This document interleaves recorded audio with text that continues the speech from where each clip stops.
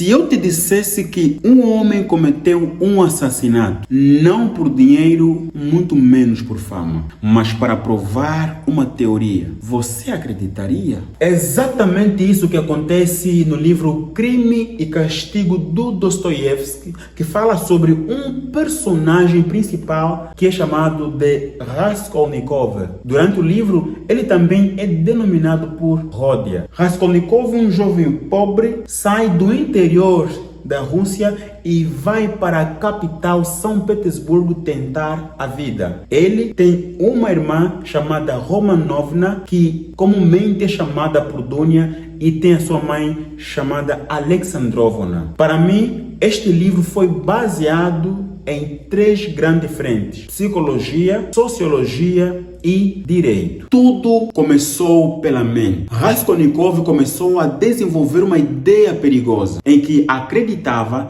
que pessoas extraordinárias poderiam ultrapassar as leis comuns. Ou melhor, para Raskolnikov, existiam pessoas que, de tão extraordinárias que elas ou eles eram, as leis não eram aplicáveis a eles. E é exatamente aí em que tudo começou a desmoronar. Raskolnikov então decide testar a sua teoria, infelizmente assassinando a agiota Aliona Ivanovna. Aliona Ivanovna, o livro fala que ela era uma senhora que trocava. As pessoas traziam bens, sabe, relíquias, aqueles bens mais antigos, e ela trocava aquilo por valor. Só que o livro chama ela de usurária. E quando eu fui pesquisar essa palavra usurária, eu encontrei que usurária significa alguém que faz essa troca, mas não faz de forma justa. Ou seja, se você levar um relógio, uma relíquia, por exemplo, que vale muito mais, ela vai olhar e vai falar apenas que aquilo custa um preço baixo. Então, não sei se foi por esse motivo que exatamente Raskolnikov escolheu ela, ou por um outro motivo, mas Raskolnikov escolheu exatamente matar a Ivanovna. Só que esse plano não sai conforme ele planejara. Quando Raskolnikov foi até a casa da Ivanovna para matá-la, ele, depois de executar, ele foi procurar todos aqueles bens que a senhora fazia essa troca, porque Raskolnikov já foi lá outras vezes. Então, quando Raskolnikov foi outras vezes, ele percebeu que a senhora escondia todos os bens que as pessoas vinham trocar em um lugar. Então, Raskolnikov, ao tentar procurar esse lugar para pegar todos aqueles bens, a irmã dela, a Lizaveta Ivanovna, entra na casa de surpresa. Então Raskolnikov também assassinou, infelizmente, a irmã. Lembrando que a irmã dela era uma pessoa muito, mas muito boa. A sociedade gostava dela. Mas por consequência dos pensamentos de Raskolnikov, ele também acabou matando a pobre irmã. É aqui que o verdadeiro terror começa. Não é a polícia, é a mente. A culpa, o medo e a paranoia passam a consumir o pensamento dele. Ele entra em um colapso psicológico e isso vai te deixar tenso do começo ao fim. Em meio a todo esse caos, pelo menos alguma coisa boa estava prestes a acontecer na vida de Raskolnikov. Raskolnikov estava muito perturbado com os pensamentos. Os pensamentos assaltavam a sua mente e martirizavam ele. Então ele decidiu sair para desanuviar um pouquinho. Aí ele chegou a um lugar que eu posso chamar de bar, onde encontrou muita gente bebendo. E nessa gente estava alguém chamado Semyon Marmeladov, que eles desenvolveram uma amizade na qual, quando Marmeladov já não conseguia mais andar, foi Raskolnikov quem o levou até sua casa. E lá, Marmeladov apresentou para Raskolnikov sua esposa Katerina Ivanovna, os 3 filhos, e apresentou também Sofia, que era a filha mais velha apenas de Marmeladov. Raskolnikov olhou para Sofia e, é claro, ele sentiu alguma coisa. E a história conta que Raskolnikov encontrou em Sofia um refúgio. Ou melhor, Raskolnikov olhou para Sofia como a única pessoa em que poderia confiar e contar tudo aquilo que ele fez. Só que depois, Marmeladov morre. Então, Raskolnikov apareceu ao óbito, Sofia chorando, Raskolnikov consolou. Depois que o óbito passou, Raskolnikov então decidiu confessar o seu crime para Sofia. A Sofia ficou muito admirada. Só que tem um porém. Eu confesso que esse capítulo me deixou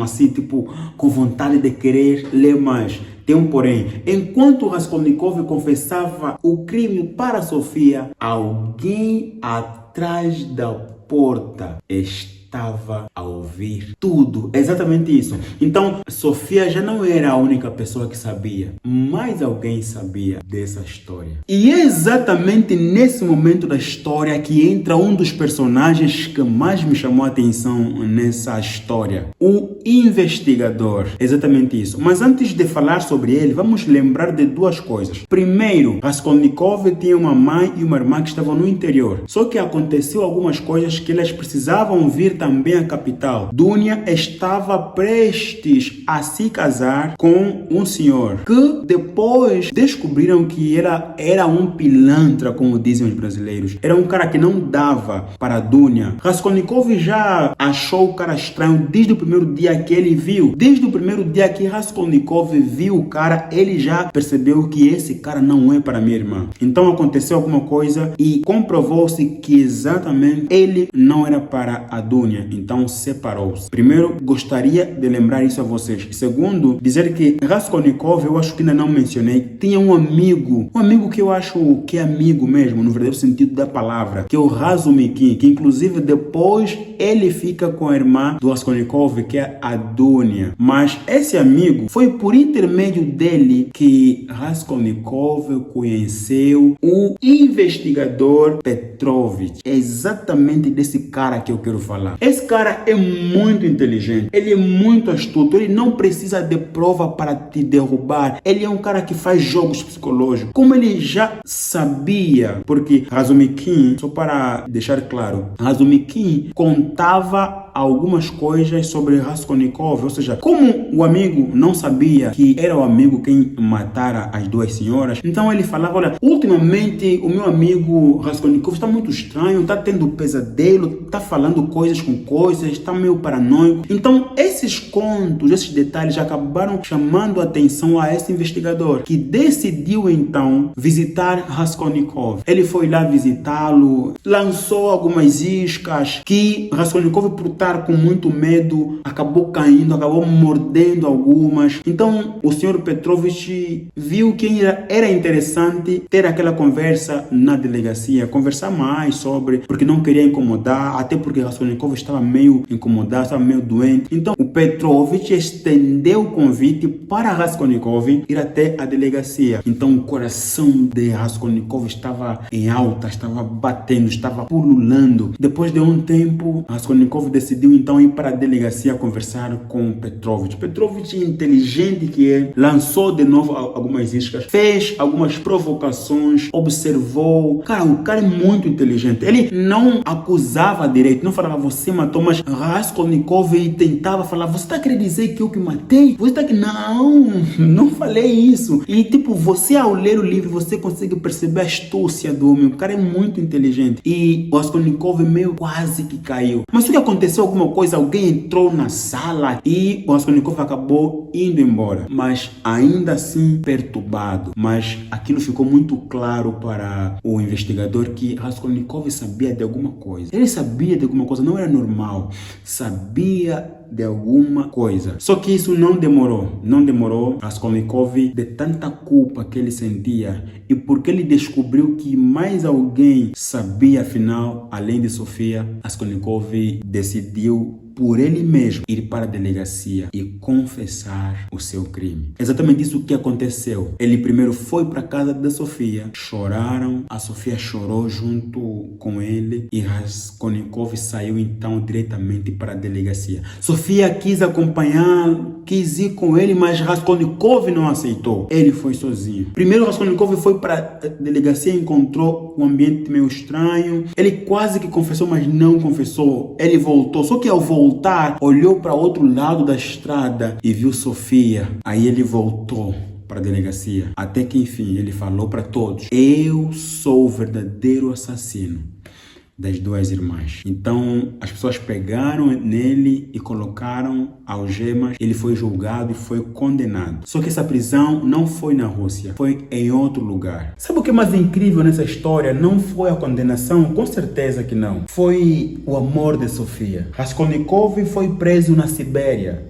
um lugar muito distante da Rússia. Mas, apesar disso, Sofia decidiu deixar seus irmãos, deixar sua madrasta e ir atrás de Raskolnikov para cuidar dele, porque ele sabia que sozinho Raskolnikov não aguentaria. Então Sofia também viajou juntamente com seu amigo Razumikin e sua irmã Dunya. Lembrando que quando a notícia da sua prisão chegou até sua mãe passou mal. A mãe de Raskolnikov passou muito mal. Infelizmente acabou por morrer.